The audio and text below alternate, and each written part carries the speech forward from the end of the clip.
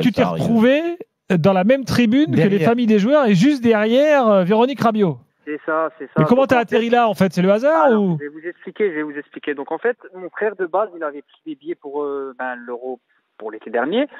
Et en fait, on a été remboursé, ce qui fait que cette année, tous les gens qui avaient des billets pour l'année dernière, donc on reçoit un code, en fait, on est prioritaire. D'accord? Donc, on a pris nos billets 3 jours avant le match. Donc, théoriquement, on devait être au poteau de corner, donc dans une place à côté du COP, et on voyait pas bien. Donc, nous, on est allé tôt au stade, ce qui fait qu'il y avait encore personne. Donc, moi, je me suis installé dans un genre de carré, et j'ai dit à mon frère, ici, c'est magnifique pour voir le match. Donc, on s'assoit, et en fait, 10 minutes après, il y a le père de Mbappé qui arrive, qui s'assoit en fait devant nous avec le fiston. Ensuite, 5 minutes après, il y a la famille Coman. 5 minutes après, il y a la femme de Dubois, il y a les amis de Zuma. Et en fait, là, je me regarde avec mon frère, et là, je me dis, mais là, en fait, je crois vraiment qu'on est dans le carré famille.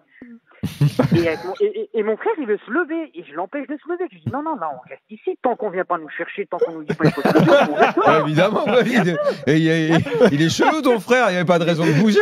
Mais bien sûr. Mais là, mais ils n'étaient pas à leur bonne place. Bah attends, il a raison, tant qu'on ne sort pas, tu restes. Mais tu restes, ouais. Ah oui. Voilà, je reste. Et 20h30, 20h35, 20h40, 20h45. Et moi, je me suis dit, ils vont nous lever. Au bout d'un moment, je pense qu'il y aura toutes les familles.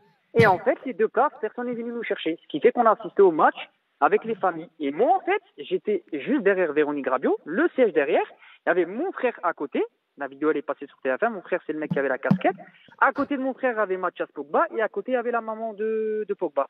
Et devant Véronique, il y avait monsieur Mbappé avec le petit frère. Et la maman de Mbappé, elle se met toujours un peu à côté parce qu'elle n'aime pas être prise en fait en photo. Voilà, Pourquoi tu veux pas nous dire que t'es le cousin de Kylian Mbappé? Si seulement, malheureusement, je suis en train de rouler avec une vieille Opel. Et qu'est-ce qui te dit que le cousin d'Mbappé roule pas en Opel, franchement? Bon, alors raconte-nous maintenant. Alors maintenant, je vais vous raconter. Donc apparemment, soi-disant de ce que j'ai entendu, la famille Pogba et la famille Mbappé auraient parlé mal de Rabiot pendant le match. Ce qui est tout à fait faux. Ce qui est tout à fait faux par rapport à ça. Donc, on a parlé, j'ai échangé avec Mathias pendant le match. En fait, on parlait un peu du 3-5-2. On n'était pas trop d'accord sur ça. C'était vraiment sur ça. C'était axé sur ça. Ensuite, séance de tir au but. Voilà, donc il se passe ce qui s'est passé. Mbappé loupe le penalty. D'accord? Donc, Mbappé loupe le penalty. À ce moment-là, Madame Rabiot donc, se lève et parle au père de Kylian Mbappé. D'accord? Nous, on tend l'oreille, on n'entend pas. Mais ce qu'elle fait une fois qu'elle finit de parler à M. Mbappé, en fait, elle se retourne vers moi et mon frère. À mon avis, elle pensait qu'on était du clan Pogba, c'est pas possible. Elle s'est retournée, elle a parlé à moi et mon frère, et en fait, elle nous a raconté ce qu'elle a dit à M. Mbappé. Vous voyez ce que je veux dire? Et donc, elle a dit quoi? Elle a dit, voilà, je viens de parler à M. Mbappé, et j'ai dit à M. Mbappé qu'il faudrait qu'il recadre son fils. Alors moi et mon frère, on lui dit, mais madame, ça arrive de louper un pénalty. Tout le monde a déjà raté des pénaltys, les grands joueurs, ils ont déjà raté des pénaltys. C'est le football, c'est comme ça, et ça va encore arriver.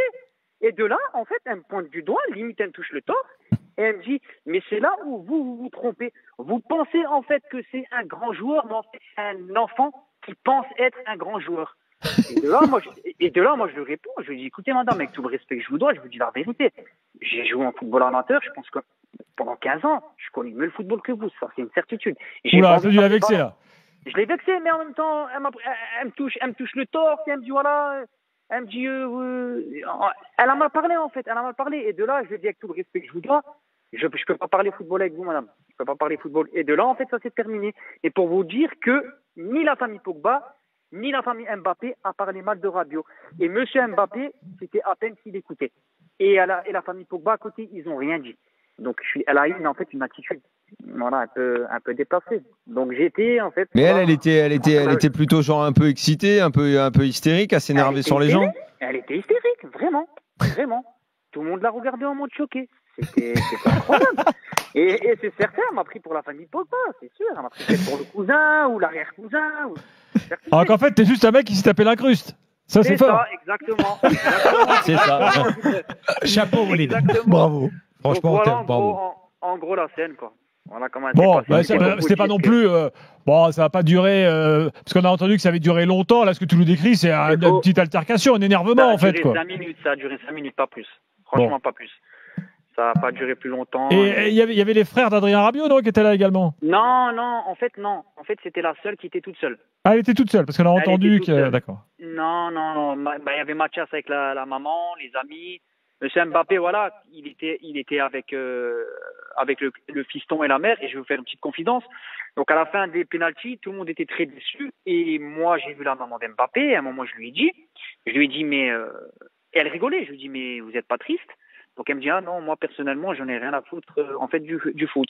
Et je pensais bien, parce que pendant le match, en fait, je l'observais, parce que j'étais pas très loin d'elle. En fait, elle était en train de regarder des voyages, pour partir en voyage. Aux îles Belize. J'ai bien vérifié, elle va partir aux îles Belize, si vous voulez savoir. Pendant le match. Ah, Belize, c'est pas une île, mais au Belize, il y a de belles îles. Oui. Voilà, c'est près du Mexique. Donc franchement, j'ai assisté à un truc de fada, un truc de fou.